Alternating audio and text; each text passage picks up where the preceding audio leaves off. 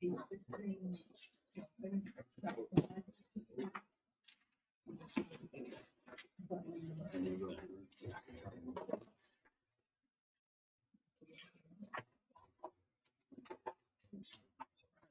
the work session for the Caroline County Planning Commission for August 24th, 2023 is now called to order. President is Mr. J.D. Young, Reed Church, Dr. Carol Byers from Port Royal, Paul Schwartz from the Bowling Green District, Mr. Richard Williams from Western Carolina. We have Mr. Leon Hughes, the Director of Planning, Mr. Craig Pennington, our planner, Mr. Chris McKenzie, our county attorney. And we have also at the table. I'm Logan Burnett. I work with Firstler. I'm an attorney over there, the land use attorney for the applicant. My name is Stephen Frazier. I work with AWS. All right, so we're not going to have Mr. Payne with us tonight. Unfortunately, no. You're stuck with me. It's better half. I understand. All right, tonight this commission is meeting on a work session regarding the ORIC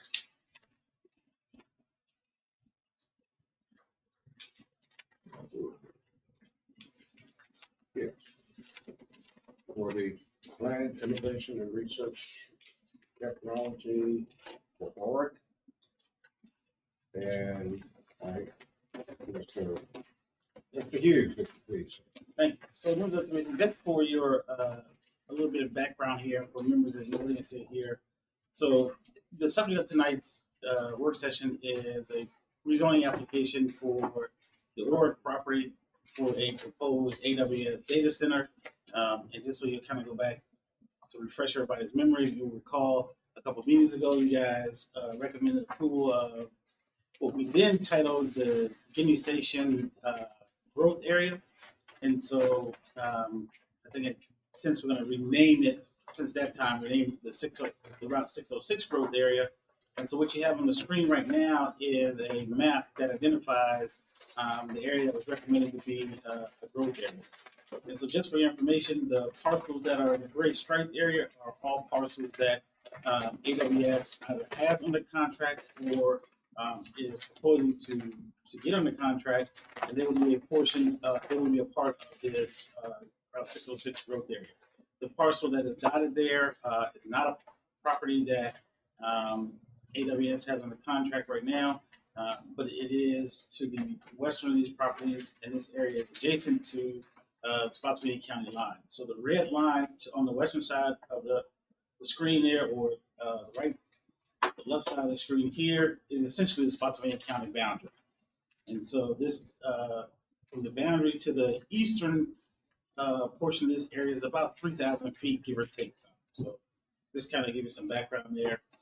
And so as you can see here, this is kind of a existing conditions parcel map of the subject parcels of the rezoning application. The parcels in the darker yellow are all included in the rezoning application. The pink parcel was that checker piece you saw on the screen.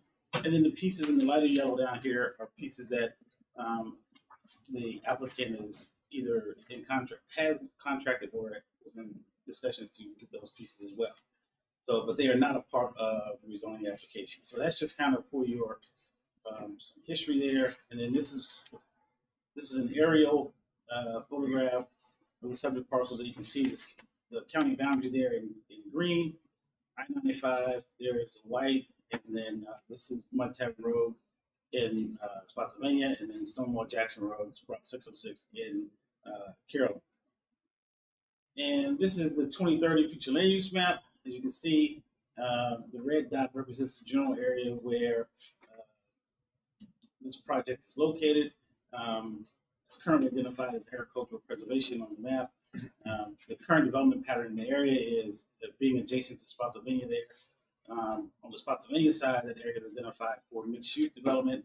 So it is anticipated there will be a significant amount of development occurring on the Spotsylvania side. And so this is kind of an FYI.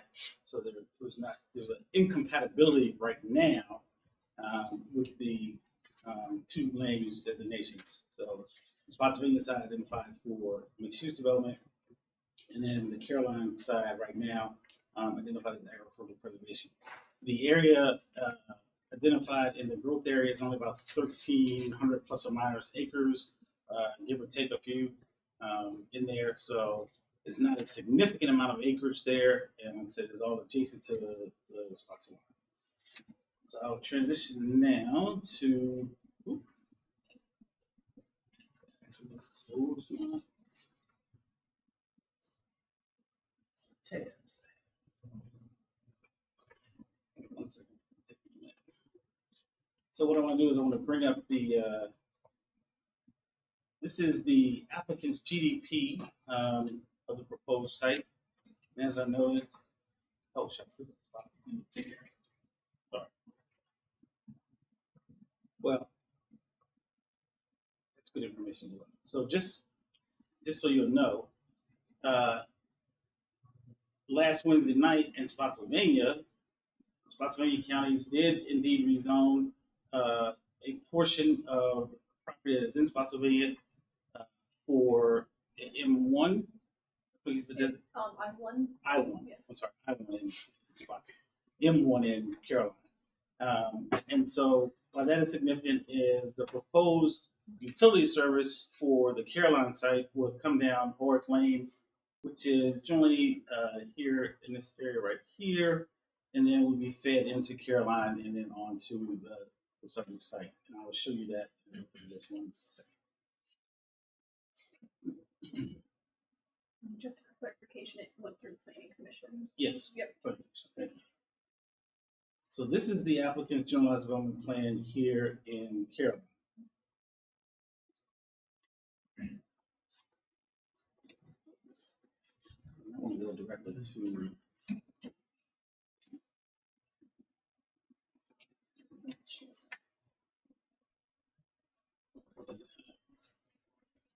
So this is an overall look at the subject properties that are subject to the rezoning. The red line represents the rezoning area.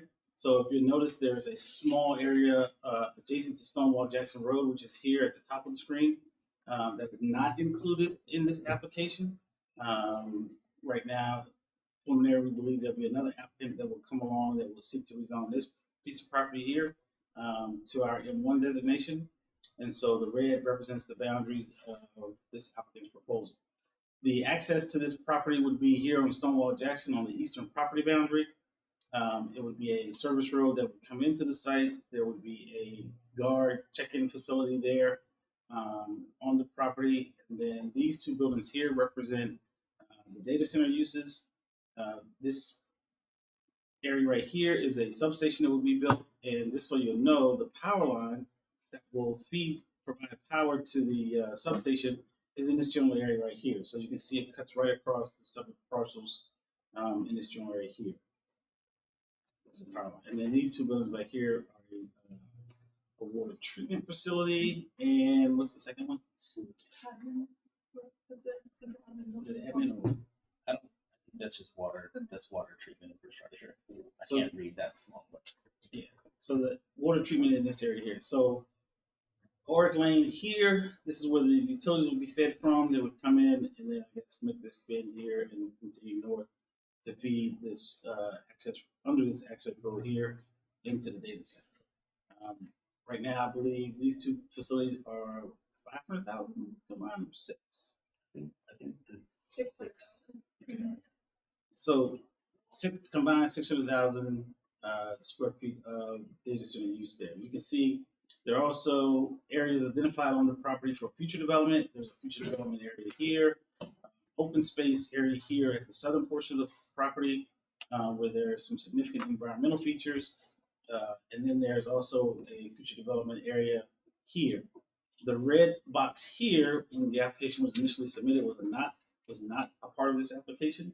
I think since the application was filed, the applicant has indeed acquired this, and this will become a part of the application as well. So the application will be amended to include this portion here.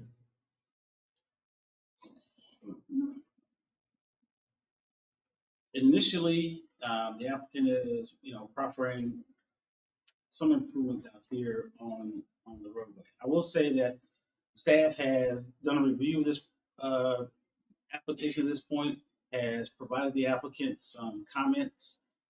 The applicant's intent is to resubmit in response to the comments that they have received, and if I would expect that to be pretty quickly, unless something comes out of this meeting tonight that would cause them to go back and have to make significant changes to the application. So otherwise, they would anticipate resubmitting fairly quickly.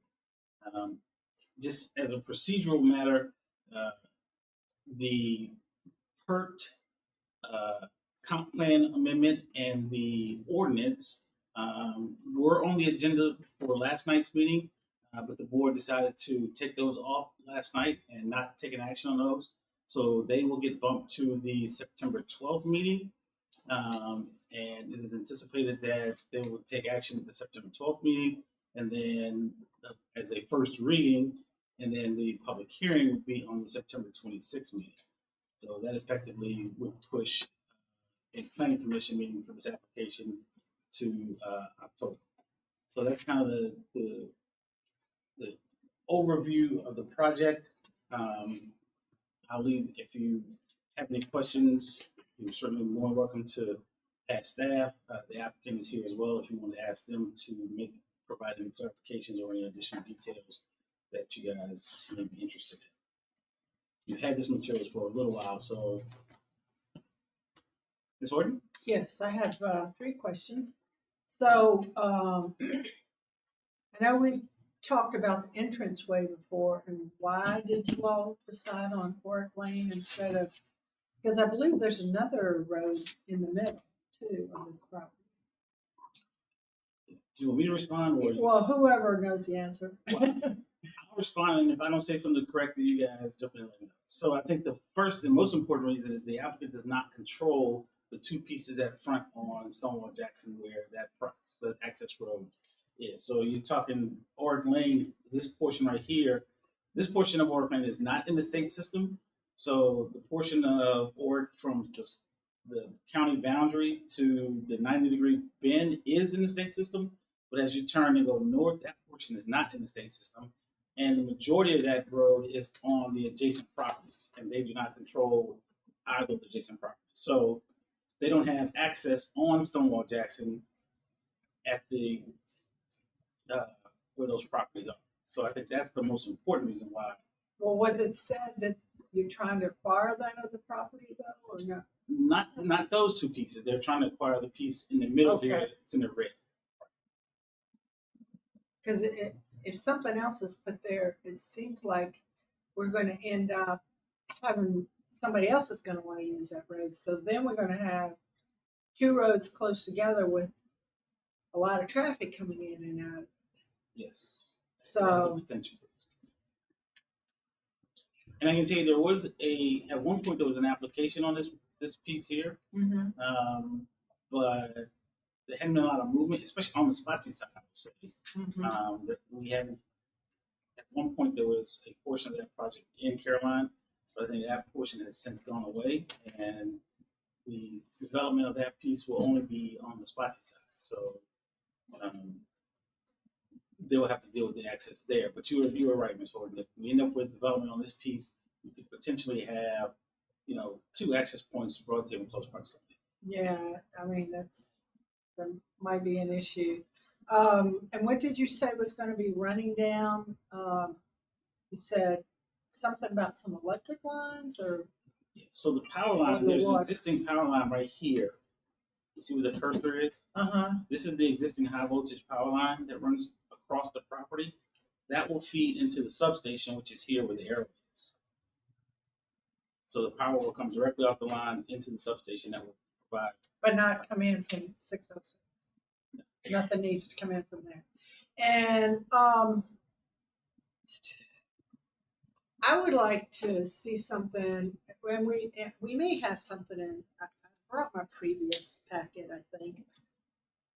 What exactly, something in writing, and also see the map of what has to stay in preservation, because we've got some wetlands there. Or just So, make it clear that, you know, we're preserving the, yeah, so the applicant will be required to either do one or two things. If they impact any wetlands, they'll have to mitigate that impact, or they will not impact them. And right now, the way they have, if you, go ahead and zoom in, but, There's a zoomed in sheet. yeah. Let's see this one. Yeah. So if you see here, there's a little wetlands area right here.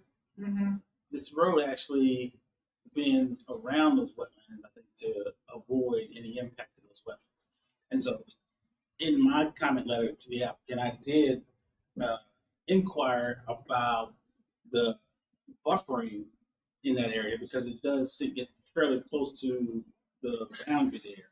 And so I inquired about, you know, screening mitigation to mitigate the impact of that road bending.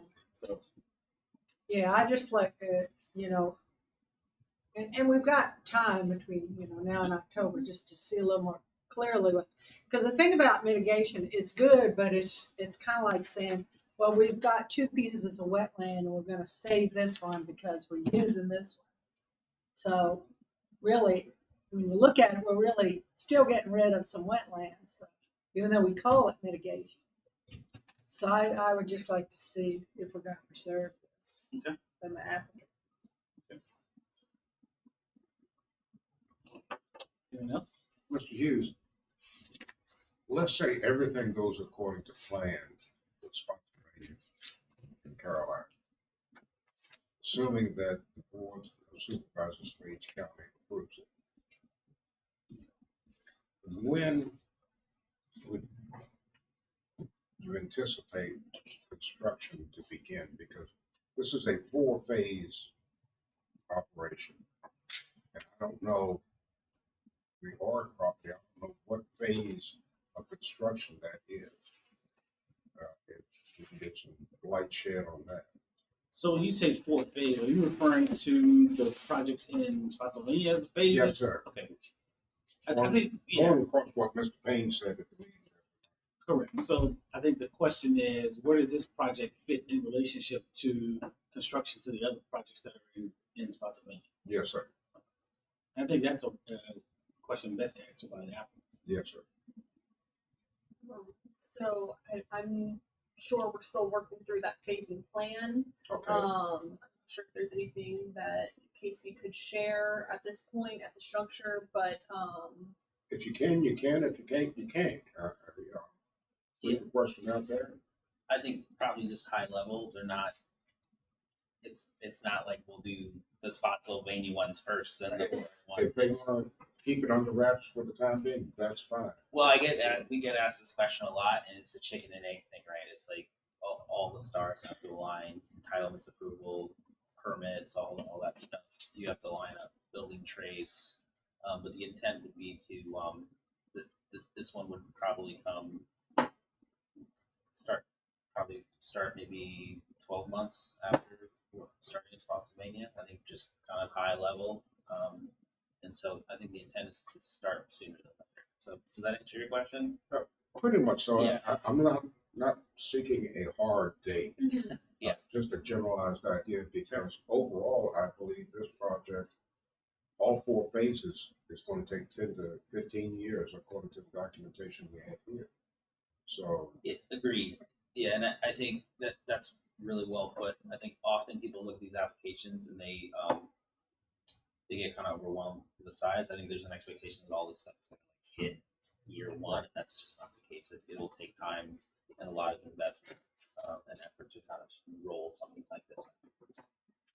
Now, Mr. Hughes, I was just curious, once they do begin construction, you're talking bulldozers, leveling machines, cranes for construction. Can Stonewall Jackson Drive handle that type of traffic? For that, and I don't know what the scale is, but it's not that great a distance. I don't believe, but can the roadways handle that type of traffic? That amount of vehicles and the size and weight of those vehicles? Yeah, I can imagine it would be anticipated that most of the construction traffic would come from the 118 interchange, which is about a mile to the west. And so if you're familiar with that interchange, there's a significant amount of traffic at that interchange right now. VDOT has a maintenance facility that is just to the west as well. And so the pavement width and lanes through that area are generally about 12 feet in width. And so those are typical, that's the standard lane width. And so I would say, yes, I mean, there's a fair amount of heavy truck traffic in this area already. So that would be new to this area. It would be new to crossing the Carolina line, to be clear. But in terms of, the additional 3,000 feet from the Spotsylvania line to this entrance, that would be new. I think one of the things that I would seek clarification on, and which was a question I had from the Spotsylvania case, it seemed a little contradictory when I looked at the proffers and the GDP. It noted at one point in there, Org lane could be used for construction traffic, but then it noted it could only be used for as an emergency access. And so I was a little confused about what is the situation there. I think it would be preferable, I think, if we wanted to limit construction traffic on 606 to have the construction traffic access via Org Lane, because Mallard to 606 is not a heavily traveled road. There are only maybe 2 users on Mallard Road now at 2 RV facilities. And so there's a limited amount of traffic on Mallard, and the applicant in the Spotsy case has agreed to upgrade Mallard on the Spotsy side. So, from my perspective, I think that sets Orrick up as the preferable construction access. But I think we need some clarification into what the proffers in Spotsylvania say regarding that access point. And I was just wondering, do all the parts have to fall together? Are they interdependent on each other? In other words, if one fails, for example, in Spotsylvania, does that put the quash on everything else? I don't know what the developer's overall plans are, but is one county dependent upon the other passage and approval on all the rezonings? Yeah, so I'm going to harken back to Charlie and say we're not going to make that, I would say, that statement that it's all or nothing. We're not all or nothing kind of people. But it obviously would be preferable for all 4 to be successful. I think we're working hard with both counties to give great packages, give great projects to each county. So I'm confident in that we'll be able to reach the successful outcome for each one. I would say we'll continue working hard. I'm sure you will. And I guess what I'm getting at is further down the road, I wouldn't want to see Caroline approve it, and at the last minute, for whatever reason, Spotsylvania decides that they're not going to go along with the plan. And then anything that has begun in Caroline can no longer go forward. So Caroline is left with whatever's on site. It's kind of being left with the crumbs after the cookie is gone. So we don't want the crumbs. And please correct And if you have to me if get back with Mr. Payne on that, So there are a lot of moving parts. There's a lot of moving parts, exactly. I would just say, practically speaking, if I just step back and look at all of them, seems like Spotsylvania is running a little bit ahead of you right now. So I think some of the questions they may have would likely get answered. That's kind of what I'm looking at. Yeah, So, we're not looking for an approval or a recommendation of approval tonight by any means. yeah. Just trying to get some basis and some feel for what's going on and how it could be effective further down the road. Sure, absolutely. And I guess that was my point, is that I think there's probably answers coming out of Spotsylvania that helps it kind of solidify that, hey, what if we move and that falls. I think it's just looking high level that if there's an answer, it's gonna probably come from Spotsy just based on where they're at in the kind of entitlements timeline relative to the Carolina. So hopefully that helps give a little context. So time will tell. Yeah, always, yeah. Just was like, I did have one question related to the timeline, and I guess I'd be curious to know if the applicant has gotten from Spotsy a timeline on the construction of the water line, and because I think that's the critical piece for the Caroline site. It can't operate without the utilities, so I'd be curious to know the timeline on the construction of the infrastructure. So that is still being negotiated. I can get back to you guys with a better time frame. I know we're working with the county. Did we, at some point, did we say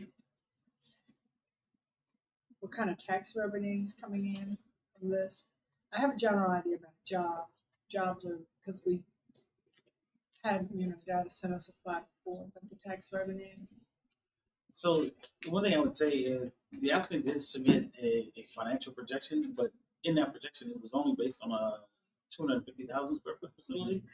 So I don't know if you guys want to speak to a 600,000 square foot facility versus what was in the application at 250,000. Yeah, so essentially in the narrative, what we did was we extrapolated those numbers from the 250,000 square foot facility to, let's talk about the 650,000 square foot facility. That would be roughly between 2 to 3 times the impact for that general facility.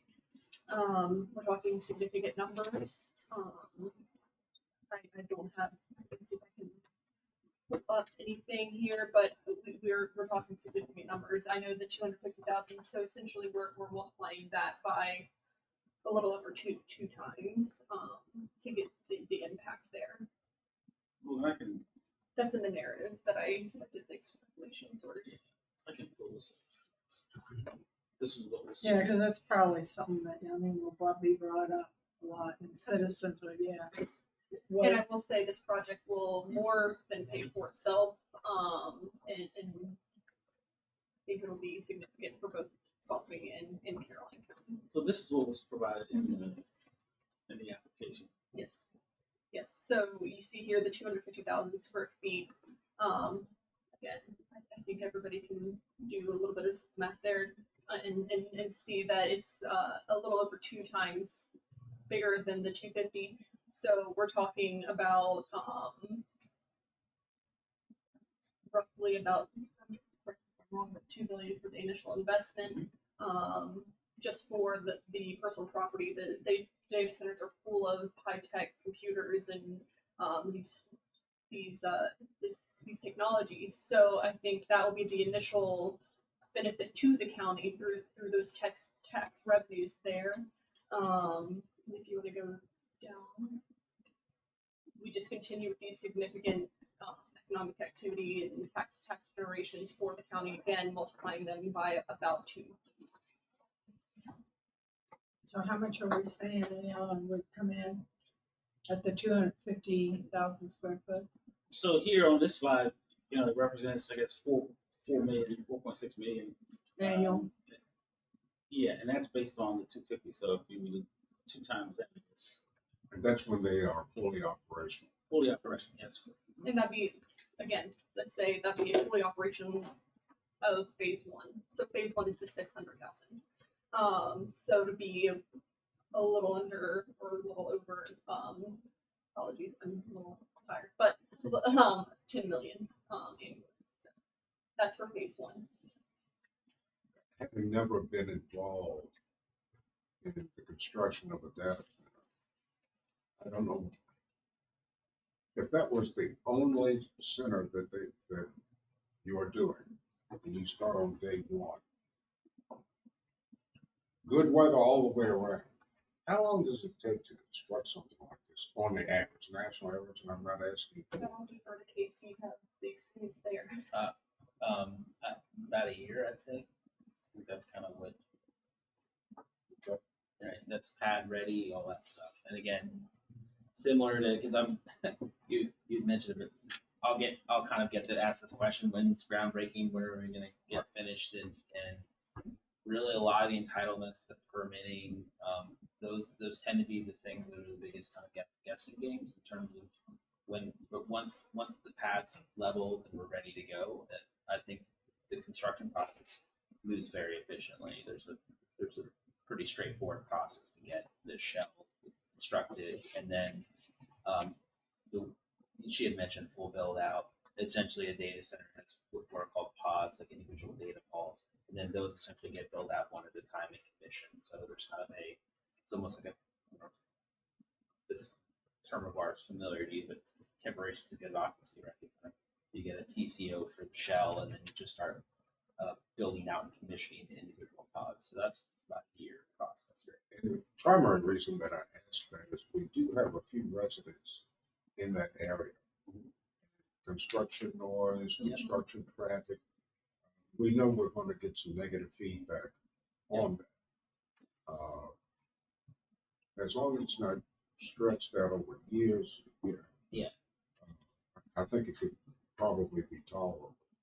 And I do want to highlight, we are coming back, since it hasn't been in front of Leon yet, but we are going to propose a construction mitigation plan. So if there's any concerns about that, I would say stay tuned. We're working on that. Because we do like to keep our residents happy. Absolutely. We want to keep our neighbors happy. Yes. Are these precast structures? I guarantee you, if I told you one thing, it'll end up being another. So I'll leave that to the construction team in terms of. I know we've proffered a number of kind of. We're going to. We're going Yes. to. Okay. We're going to proffer primary and secondary building materials as well as features as well. That'll be in our next submission. Okay, just let the record show that Mr. George Weaver from Madison District has joined us. Mr. Weaver? First of all, I want to apologize for, as everybody knows, I transitioned from my old place to my new place, and where do I find this, and where do I put it in, what box is it in? And Mr. Schwartz helped me move, so he has an idea where I am. He's still living in boxes. Kind of living in boxes a little bit, so I lost all my schedules. I said I have to be here. I just want to say, I do not believe that it's physically possible to build 600,000 square feet in a year, no matter how you put it together. I'm just, okay. I mean, again, this is what I did for a living my entire life. I would say to build 600,000 square feet, even if you have it tomorrow on the trucks, ready to load to the site, I say no less than 3 years. That's what I'm used to working in. That's the usual time frame. And especially today, getting materials is like worse than it used to be. Okay, now it's really tough to get materials. And so I would say if you said in front of the constituents in your particular area that it's going to take 3 years to build, I think that would be an honest answer to give to that. Piggyback off what you said, that was one of the reasons I was asking. It was going to be a precast structure. That would accelerate your time tremendously.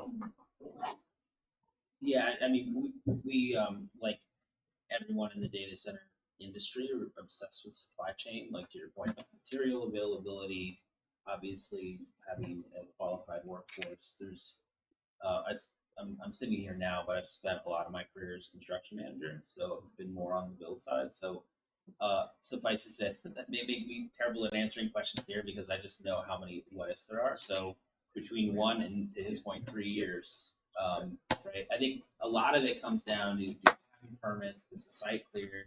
Do you have the contract? Are you under contract? You got a qualified contractor? Does he get this trade signed up? Does he get all the submittals in on time? There's just a lot of execution that needs to happen to maybe get to that 1 year mark. But as we all know, there's a lot of things that can happen to make it 3 years. So we're kind of in the business of trying to get things going quickly. So I think, it's, I guess anybody's guess in the sense of the ultimate deadline, but I think we have a system and a process in place, it would look to move quickly. So hopefully that answers your question. Yeah, I thought 12 months was a little ambitious, but that's the way to go. Yeah, You have quite a few long lead items in here. Your transfer Yeah. lines, your Yeah. connected to them, your Yeah. transformers, all of that. Well, a lot of that stuff is, well, that would be Dominion and Rappahannock Electric, right? They don't have. So, but there's obviously there's a whole group within our company and certainly within the power providers that do deals with supply chain and getting, essentially they're already in line for things that they may come. So, yeah. So, remember the mention, I would say that, like I started this meeting saying, the applicant intends to respond to our comments that we provided, in the next couple of days, I would presume. And so, once we get that resubmission, that will get forwarded to you all as well. I'm just gonna go back out to staff to be sure that they have addressed all the comments. You know, I'm more than happy, and I'm sure the applicant is more than happy to come back and have another work session in advance of any application going to public hearing. So I understand we got started a little bit late tonight, but we need to end so that we can start our regular meeting on time. But I would just say, you know, at the commission's behest, if there is a wish to have another work session, we're certainly welcome to do that. I'm sure the applicant will make themselves available if you all as individuals want to meet with them. But I like this forum because I think it allows transparency and it allows the public to see what's going on. So I would recommend that at some point consider, you know, another work session on this matter when you have the updated information, and that may answer some questions. There's some moving parts on the other side of the boundary that need to get responses to, and maybe by then we'll have those as well. Personally, I think that would be a great idea to have another session once the updated material is available. Give us time to absorb it, and I don't think that there's any problem with it. But I certainly appreciate the time this evening. Absolutely. Thank you all for your time as well. Thank you. And with that, this work session will be closed. You need a motion to close. Oh, yes. I make a motion that we close this work session. Second. Motion made and seconded, close the work session. All those in favor signify by saying aye. Aye. All those opposed, nay. The ayes have it. This meeting is closed. Thank you so much. Thank you.